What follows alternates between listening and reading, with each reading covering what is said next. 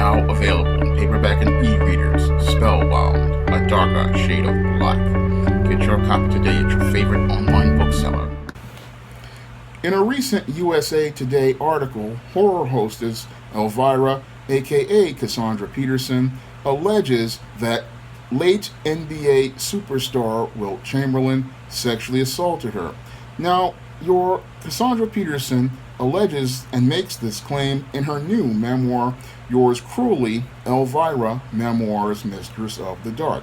And according to your Cassandra Peterson and her alleged story, she states that NBA superstar Wilt Chamberlain was hosting a party at his home in the 1970s, and he invited her to check out his custom-made closet. And your Peterson alleges that as he escorted her into his custom-made closet, he then grabbed her by the neck and then forced her to perform an oral sex act. Now, your Peterson alleges that she did not try to scream, fight back, or get away, because when a 7'1", 300-pound man has his hand wrapped around your neck, there's not a lot you can do. Now, your Peterson also alleges that she did not report this incident to the police because she thought a out-of-work former showgirl / out-of-work actress would not have much chance against a sports superstar. Now, when I take a critical examination of your Cassandra Peterson's allegations against the late Wilt Chamberlain, I have to see that there's not much credibility as related to the story. Now, the reason why I don't believe there's much credibility to the story, because the 1970s were not that far from the dark days of Jim Crow. And because the 1970s were not that far historically from the dark days of Jim Crow, you just can't make me believe that a black man has that kind of power that a white female would be scared to report a crime against him. Because when in the 1970s, a white female's word was still credible, because if we look at the context of history, we're not that far from the dark days of Jim Crow, and we're not that far from the days of the white feminist movement. So if a white female was allegedly sexually assaulted by a black NBA superstar, she could easily go to the police and report that crime regardless of her economic status, because that white female's white skin would ensure that her word would be seen as the truth. And that is always how it has been historically in this country. All a white female has to do is just go in and say that some sort of sexual violence had been perpetrated against her by a black man, and law enforcement would go after that black man regardless of his economic status, his political position, or whatever influence that this black man allegedly would have in society. Now, when I look at Cassandra Peterson's claim as related to Wilt Chamberlain, it is the same false narrative that was trying to be presented against heterosexual black men that was promoted with all of those numerous alleged cases of sexual violence and sexual assault that were alleged against Bill Cosby. And again, that narrative is a completely false one when you understand the context of the time period and you understand the context of history. Because again, the 1970s were just a few years after the Civil Rights Movement, a few years after Jim Crow, and the 1970s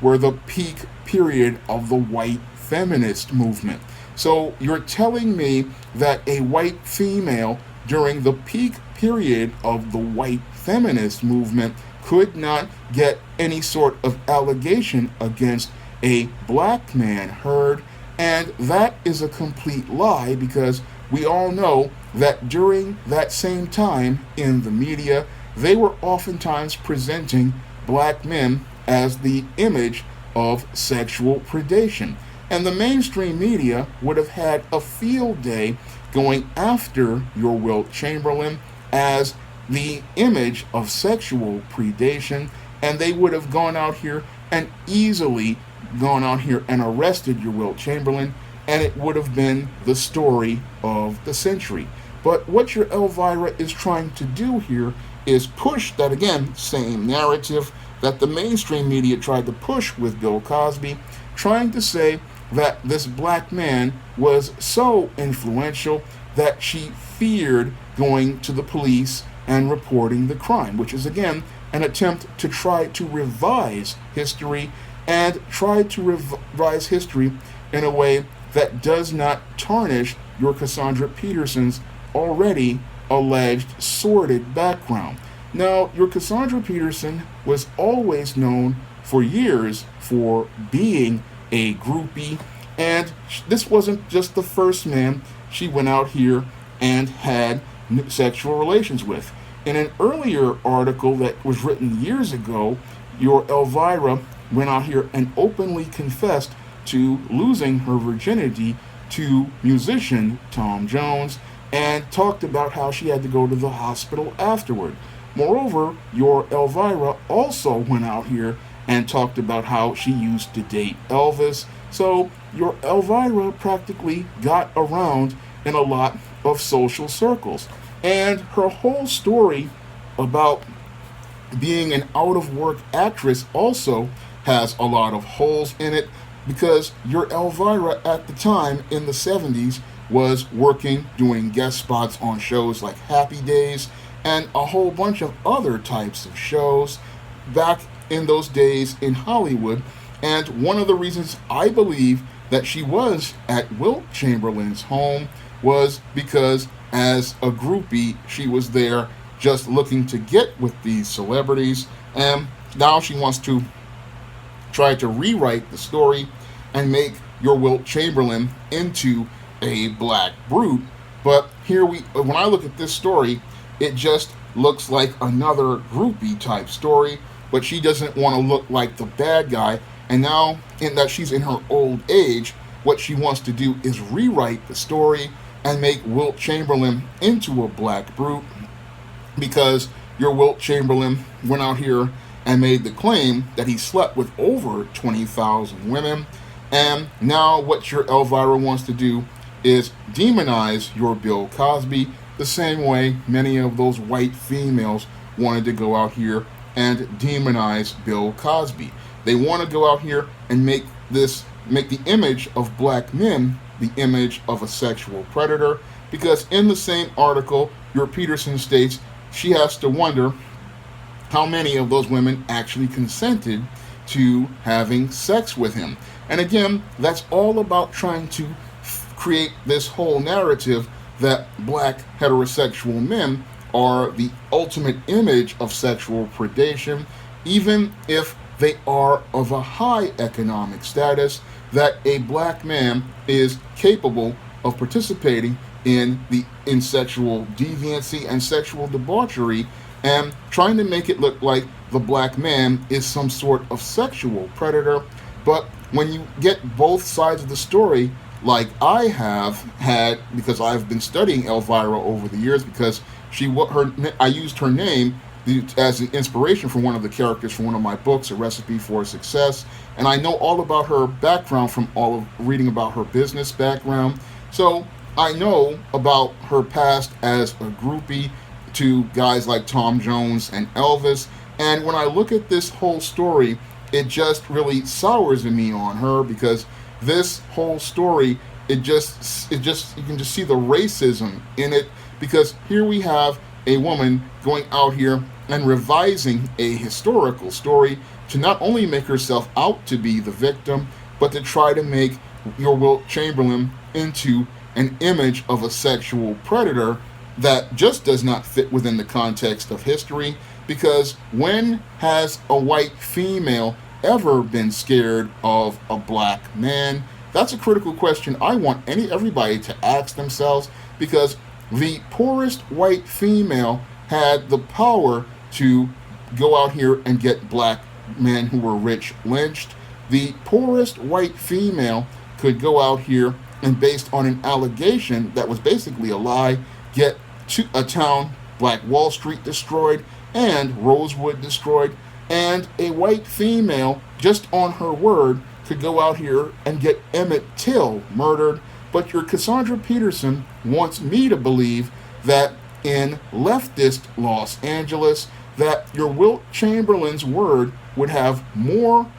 credibility than hers, when that has never been the case for this entire United States. And again, we are talking about the period of the 1970s, which is the peak period of the women's lib feminist movement, a period where women had the most power and the most influence. And again, a white female who has always been elevated in society could easily walk into any police precinct, and if she said a black man committed any sort of sex crime or even looked at her the wrong way, we know LAPD would be at that man's house with a arrest warrant within lickety split, and that would be the end of that black man.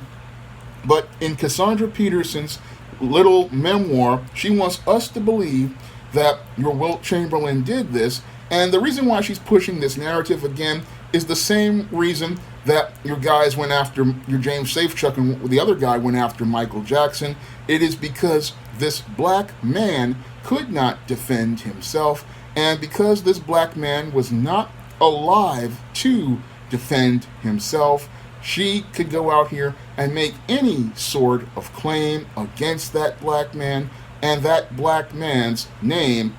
he's not going to be able to defend his name because he is in a different place spiritually. But this just shows how dark the spirit of your Elvira is, because to sit here and make a claim against a dead man to sell books, that is extremely egregious, and it is one of the most disturbing things that I could ever see this horror icon do. And it is just horrifying to see this horror icon stoop to this level, making a claim against your Wilt Chamberlain, a man who could not defend himself because he is dead, and to do this, again, to try to further push a white supremacist narrative from the left about black men being sexual predators, a narrative that was pushed with Bill Cosby, a narrative that was pushed with Michael Jackson, and now she's trying to push the same narrative against this late NBA star,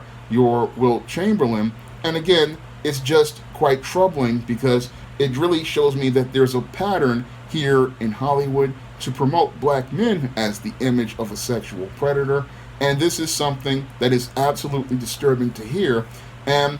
this memoir, these details, again, they don't line up with history. They don't line up with the timeline. And it looks like, again, another case of female revisionist history. And when I look at cases of female revisionist history, it's just the case of a groupie with remorse who doesn't want to admit that they went out here and did a lot of sexually promiscuous behavior, and they don't want to take responsibility for it. So when I look at this whole claim by Elvira, it's really a troubling one for me because I used to be an Elvira fan for years, and it's troubling for me to see her go out here and make this claim against your Wilt Chamberlain and not really put it within the context of history. Because anybody who has studied black history and American history knows that, again, if a white female went out here and just said something happened, and this has been historical fact for over a century and a half,